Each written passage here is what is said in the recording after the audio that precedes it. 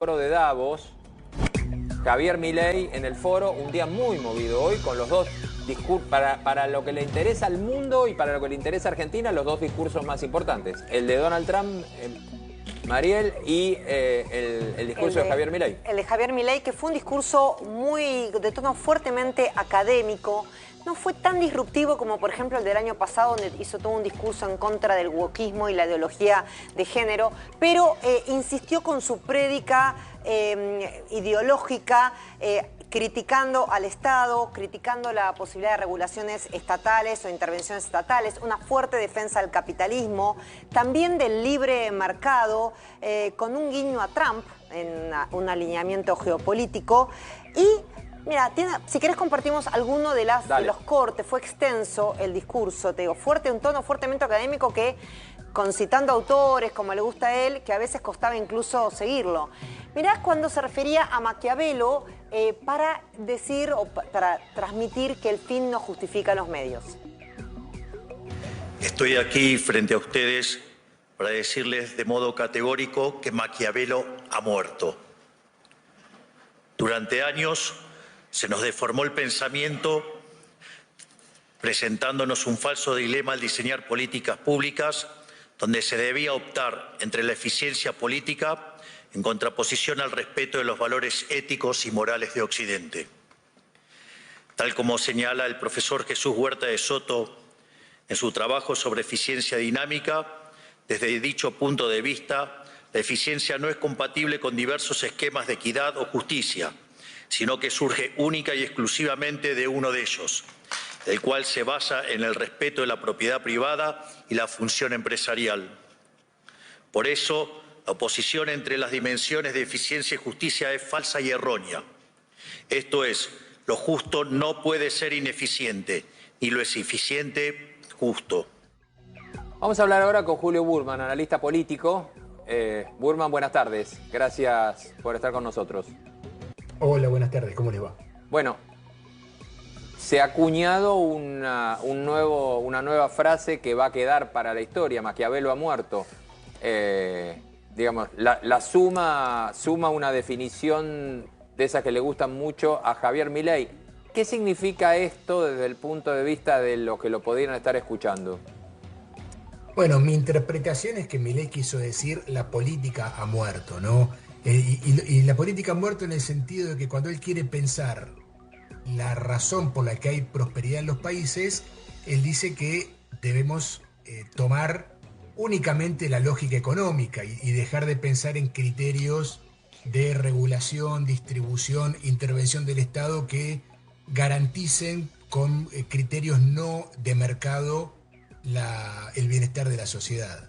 Y por eso toma a la figura de Maquiavelo como el primer pensador político moderno, ¿no? Yo no creo que Maquiavelo haya sido un estatista, ni mucho menos, pero de hecho Maquiavelo probablemente era bastante compatible con las ideas de lo que luego fue el liberalismo, pero creo que Milei lo tomó como un símbolo y no sé si se metió específicamente con Maquiavelo, ¿no? Sí, por ahí algunos en el mundo lo han ido distorsionando a Maquiavelo y lo tomaron como un justificativo ideológico del vale todo en política, ¿no? Claro, la famosa frase que se le asigna del fin justifica los medios. Claro. O mal asignada a Maquiavelo, pero con esa lógica, ¿no? A los que le convenía la tomaron y la usaron como querían.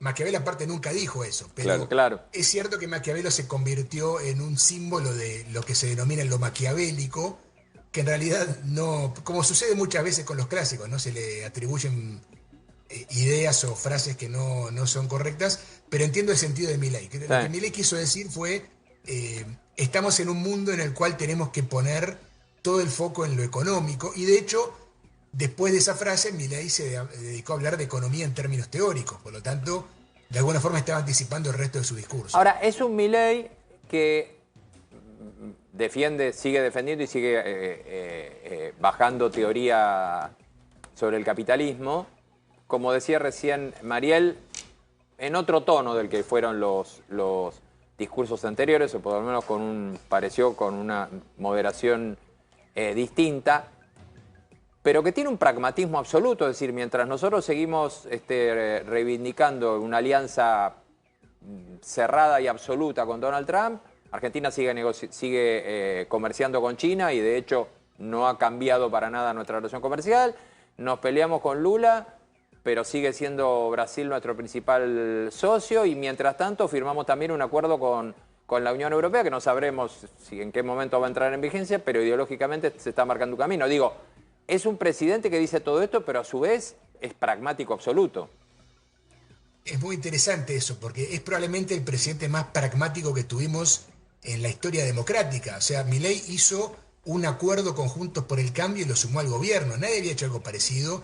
Y Milei también es muy pragmático en lo internacional. Él considera que la alianza con Estados Unidos es no solamente un tema de valores, sino que también es lo mejor que puede hacer la Argentina, y ahí vamos. Ahora, en materia de doctrina económica, Milei no es un pragmático, ahí es moral. No, Él ahí, considera que, claro, considera que el liberalismo económico es superior moralmente a cualquier otro sistema, más allá de los beneficios, porque él también después dice los países que más bienestar lograron, que más prosperidad lograron, son aquellos países más libres, pero su argumento luego es moral y doctrinario, ¿no? Y acá lo vimos en todo su esplendor. Milei hoy, es cierto, tal vez fue un poco más monotemático que en otros discursos, que iba más por otros aspectos, contra el wokismo, tema que tiene un poco más de prensa, esta vez fue más por lo económico, que para Milei es lo más importante en la batalla cultural, ¿no? Cuando Milei habla de batalla cultural, esto tiene varios elementos, pero en su convicción íntima y política, lo más importante de todo es el combate contra el socialismo.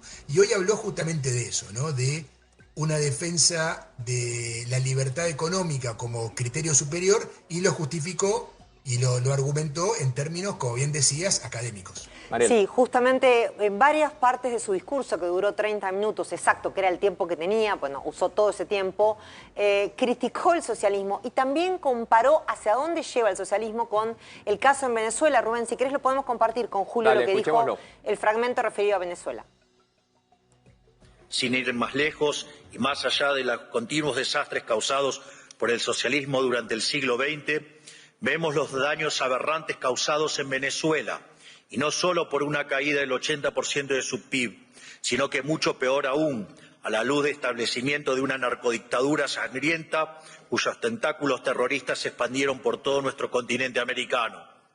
Por ello, hoy más que nunca, frente a la degradación ética y moral que atraviesa Occidente, fruto de haber abrazado la nueva agenda socialista, es necesario resolver y impulsar las ideas de la libertad. Ahí tenemos al Milei liberal, como Julio marcaba, ¿no? El liberal acérrimo, marcando que la línea es esa, pero también en relación al tema político, al tema de la libertad y al tema... Bueno, lo que debería ser un liberal puro, ¿no, Julio? Sí, ahí, bueno, fue más geopolítico, ¿no? Tocó un tema de actualidad que lo pone, como bien decían ustedes, a Milei dentro de la línea trumpista. Recordemos que muchos líderes de la derecha europea criticaron la intervención de Trump en Venezuela, diciendo que estaba violando la soberanía, etcétera.